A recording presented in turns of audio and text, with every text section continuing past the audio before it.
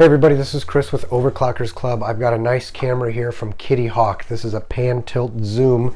As you can see, network HD camera. It's got some cool features. The model number is PE3021-W. So let's get this thing out of the box and see what it looks like.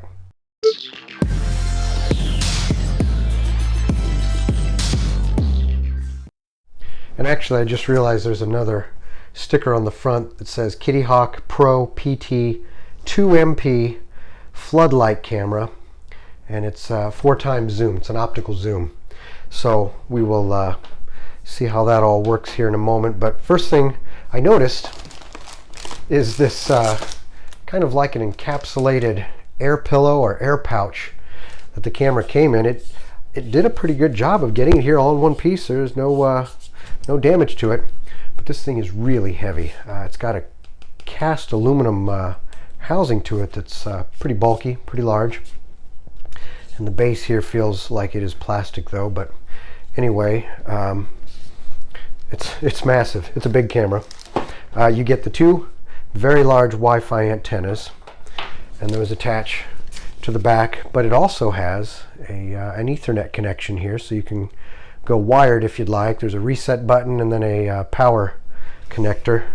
Comes with the adapter, some anchors to mount it to the wall, and then this little weather-tight connection there for your Ethernet if you want to go that route. And just for reference, got up my trusty tape measure here. The entire camera here from the base to the maximum point is about 11.5 inches. And then the camera body itself is roughly 7.5 inches. And looking across the bottom of the camera, I went ahead and covered up my Cloud ID there. You take the two screws out for this little panel. There's a speaker, and it's attached, so you want to be careful you don't pull on that too hard. But it's a little hard to see, but there's actually, I'll point to it with a screwdriver. There's a little tiny SD card slot down in there. It's kind of in the shadows. But there is a slot for an SD card. You can go up to 128 gigabytes. And this is a 2.4 gigahertz camera for your Wi-Fi. So it is a single channel. And it does, of course, have your Ethernet connection back here, which if you do have the ability to use Ethernet, you'll always get the best signal and the most bandwidth with that type of a hardwired connection. So coming over to the owner's manual here, user's manual, and this is pretty standard for pretty much every one of these cameras I've ever looked at. They give you a code to scan. You get the app downloaded on your phone first, then you power the system up, and there's a series of steps between the app and an interaction with the camera usually, and it'll set up so there's almost I wouldn't say nothing to do, but very little. So next step is to get the app on the phone and get the camera powered up. And something else to point out, when you put the cover back on, you want to make sure you don't pinch the wires. So make sure they're out of the way, so feed them back in there. Number two is, it's actually keyed. You got these little posts right here, so this little cover will only go on one way. The posts go into those holes, and there aren't any holes on that side, so you can't flip it around the other way. It only goes in one way. And then there's a rubber seal here to keep moisture out. Keep it weatherproof. So that's all you do, and put the screws back in and you're good to go. And if you just happen to be wondering what is underneath this top cover, like I am, take this top screw out. I already loosened it. And see if there are any mysteries of the universe that can be solved. And nothing. It's just a top cover.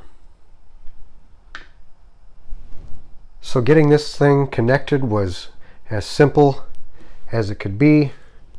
Like I said, you get the app installed, power the camera up, and it pretty much walks you through the process between the prompts on the app that pop up, and in probably less than 2 minutes I had a video from the camera, and it did a real quick power test. The floodlights came on. It does a quick pan to the left and right and tilt up and down, and then it lets you know that it's ready to connect to your network. So the next thing to do is, since this is really meant to be mounted to a wall, I'm going to have to get it installed outside so it can be stabilized, and then I can do some video testing. So the camera's been mounted up here at the corner, high off the ground, for the last several weeks, keeping an eye on the roundabout, so I get some of the video clips posted. And I've been using strictly the Wi-Fi signal. I don't have the Ethernet connected. Anytime you can use the Ethernet, you'll always get a more consistent signal, because Wi-Fi can be a bit troublesome depending upon the strength of your network. Now I have the camera back in the studio here temporarily, and when I do, I usually try to make sure I connect it to the Ethernet cable there. And the feature set that I really like with this camera, again, it has the spotlight LEDs up here that are really bright. And then down below it looks like two more spotlight LEDs, but these are actually infrared LEDs. And of course the main lens is right there in the center, and you've got the little daylight sensor right down there at the bottom. So if you cover that, ooh, there go the spotlights and the infrared LEDs. And you can turn all those off. All that stuff is controlled. All the behavior is controlled within the app. In the same way you can control the LED spotlight functionality, you do that with the alarm also through the app. Of course, you can adjust the sensitivity also. So now I'm going to give an example of what the intercom sounds like. The little speaker under here, you can get an idea of the sound quality. So I'm going to walk out of the room and talk to it through my phone app that I put on my Android phone.